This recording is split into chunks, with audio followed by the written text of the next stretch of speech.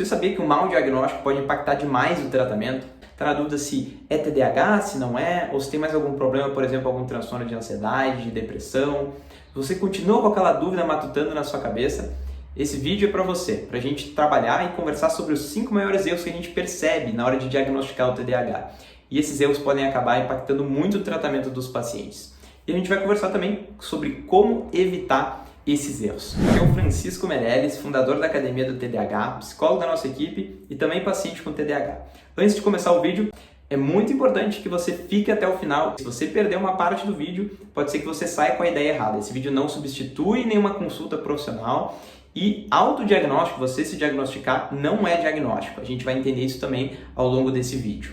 Então fica aqui comigo, esse vídeo é sobre diagnóstico porque foi um dos principais temas que vocês pediram no último vídeo, a gente perguntando quais eram os temas que os seguidores queriam aqui no canal. E também porque diagnóstico, gente, se tu tem um diagnóstico mal dado, pode ser que o teu tratamento não funcione.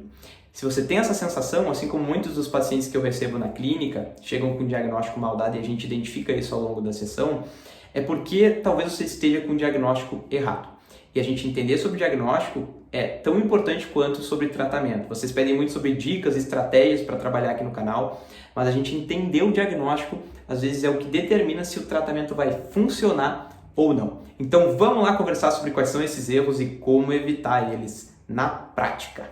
Todo conhecimento compartilhado nesse vídeo é baseado em evidências científicas e as referências que eu utilizei para construir esse conteúdo estão aqui na descrição do vídeo. Vai lá depois e confere tudo para você conhecer ainda melhor sobre TDAH. Então, o primeiro erro na hora de diagnosticar o TDAH é a gente achar que desatenção é igual a TDAH. Ou déficit de atenção, hiperatividade ou impulsividade quer dizer que a pessoa tem a TDAH.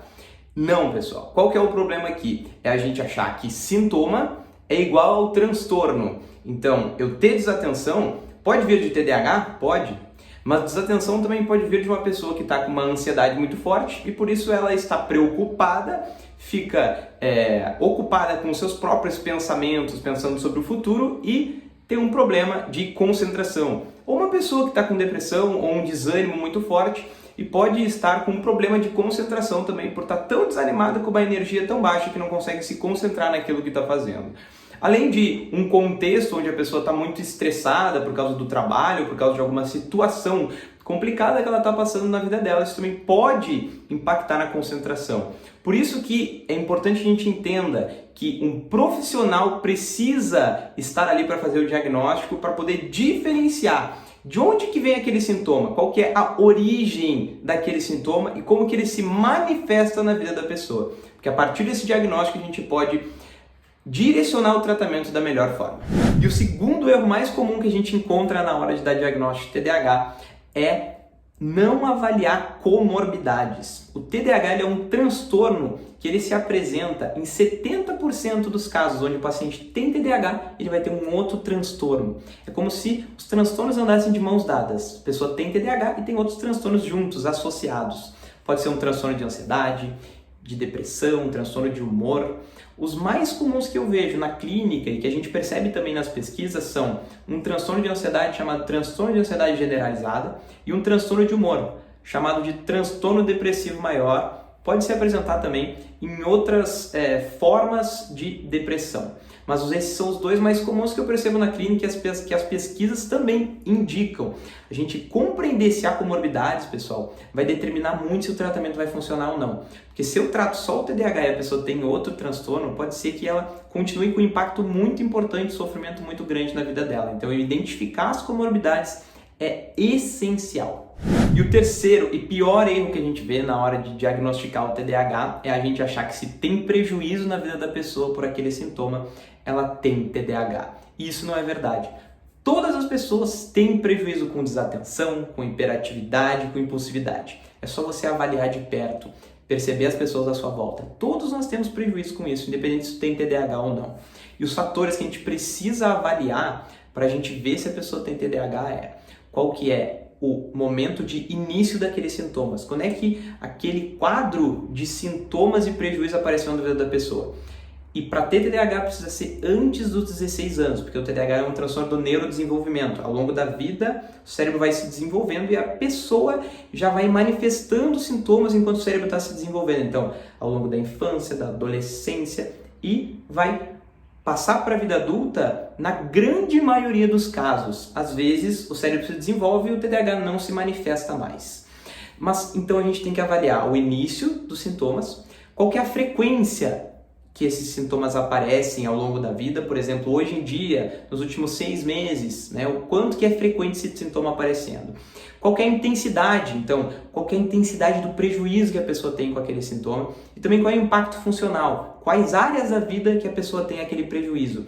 É nos relacionamentos, é na vida acadêmica, é na rotina, é na sua própria autoestima, saúde emocional, é na hora de dirigir, no trânsito. O TDAH é um transtorno que causa impacto generalizado quanto mais grave for o transtorno. A gente precisa definir bem esse quadro para a gente ter o diagnóstico de TDAH muito bem dado e estabelecido para a gente definir o tratamento da melhor forma. O quarto erro a gente vê muito acontecendo na hora de dar diagnóstico de TDAH é a gente achar que todos os pacientes manifestam o TDAH da mesma forma.